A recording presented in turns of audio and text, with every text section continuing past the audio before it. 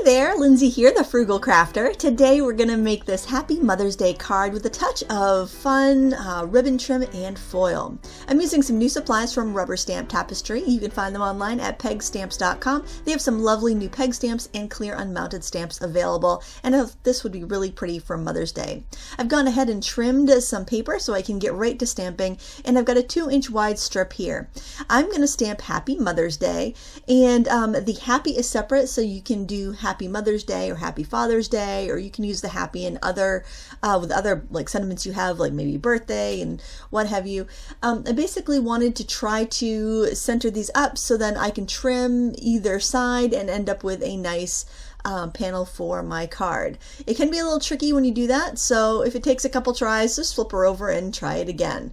And now I'm just kind of getting a gauge for how long that's going to be, and then I just trimmed it to fit the length of the card, along with a 2.5-inch strip wide of red cardstock. It's a great way to use up your scraps.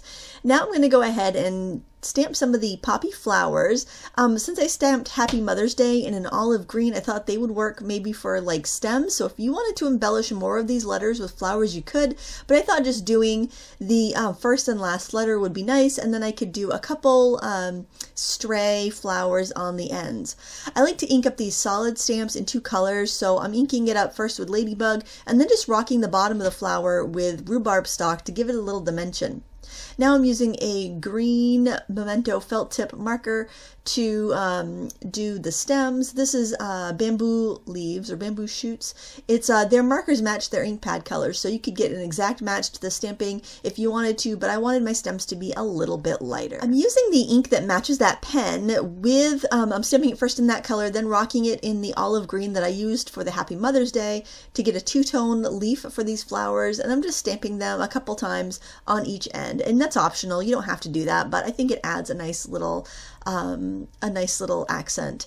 Now for the center of the card, I'm going to use this sentiment here from the Because of You stamp set from Rubber Stamp Tapestry, and I am inking that up in the rhubarb stock because it's a nice dark red that will show up really well.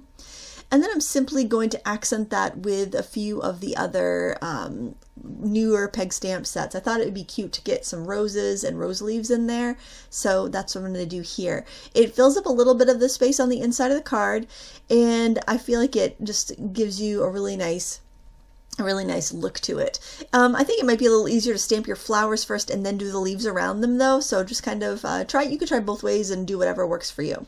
Next, I took that main strip that we had stamped earlier. I wanted to set it aside to let it dry while we did the inside, and I just mounted it to a strip that was wider by 1/2 inch than the other strip that we did, and I adhered it to the card. I also was trying to figure out what I wanted to do for any embellishments, and I decided I was going to adhere it a little bit higher than center so I'd have room to add some pretty trim to the bottom.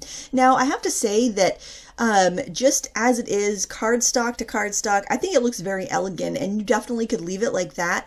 But I thought for Mother's Day, it's a very special occasion. I'd like to have a little bit of kind of fanciness to the card, so I decided I would use some foil. This is the Mink foil by Heidi Swapp. It's what I have. I'm sure various different foils will work. But I like this because it will work with adhesive and with heat, so kind of a little more bang for my buck. And I just put down an 1/8 inch strip of Scor Tape, and I just pressed the foil onto the Scor Tape and peeled it up.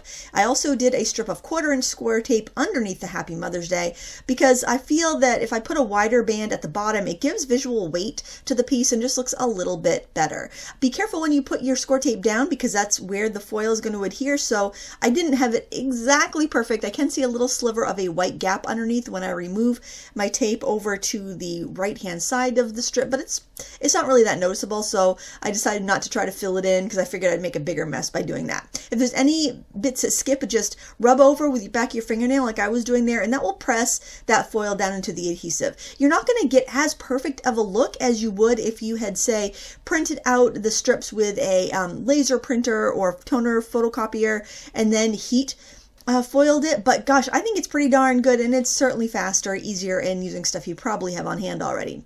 The other way I like to add foil, and this is probably my favorite way, and it works so nice with ultrafine glitter too, just for adding a little bit of sparkle, is using the Quickie Glue Pen. I love this product because it's easy to use. I've been using the same pen for a couple years and it hasn't clogged up or dried out on me. And what you do is just slowly trace over the area that you want to foil and let it dry. So while that's drying, I took my black pen and just added the centers into some of those poppies just so it would look a little more poppy-ish. And I'm using a scrap of kind of like a minty green foil to go over the letters. So you just press it down like you did with the other adhesive, rub over it, make sure it's making contact. Use the back of your fingernail or bone folder if you're worried it's not contacting it. And when you peel it up, you're going to have a pretty glitzy, glittery effect anywhere you put down the glue pen. Now, I've heard the Zig two-way glue also works for this. So if you have that, that will work. It's just not quite as fine tip. And these are very inexpensive. Rubber Stamp Tapestry carries them. I think they're a couple bucks for a pen. So definitely something that is useful in your crafty stash that you can do more than one thing for.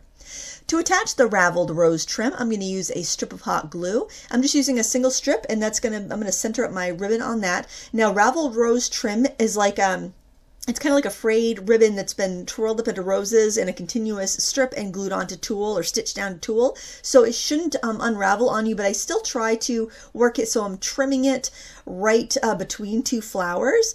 And I like to flip over my card and trim from the inside just so I get a neater appearance.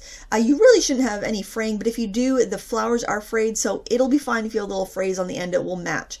I wanted to do something in the centers of the flowers because it looked a little too plain. Again, that's up to you how fancy you want to make it or if you want it plainer. And I thought these pretty red and silver rhinestones would look really nice. Putting them in the center of my flowers, though, I thought it looked a little odd because they weren't centered, so I decided to go in the flowers, in between the flowers, so I could kind of put, let's see, do I have 5, 6? Fairly evenly spaced across. Now, though, I was worried the adhesive on the rhinestones wouldn't be strong enough, so I did add a dab of glue behind each one, and that's how you finish that card. If you enjoyed this card, please give me a thumbs up before you go, and check out our sponsor, Rubber Stamp Tapestry. You can find them online at pegstamps.com and get all the stamps that I used today here. Thank you so much for watching. Until next time, happy crafting.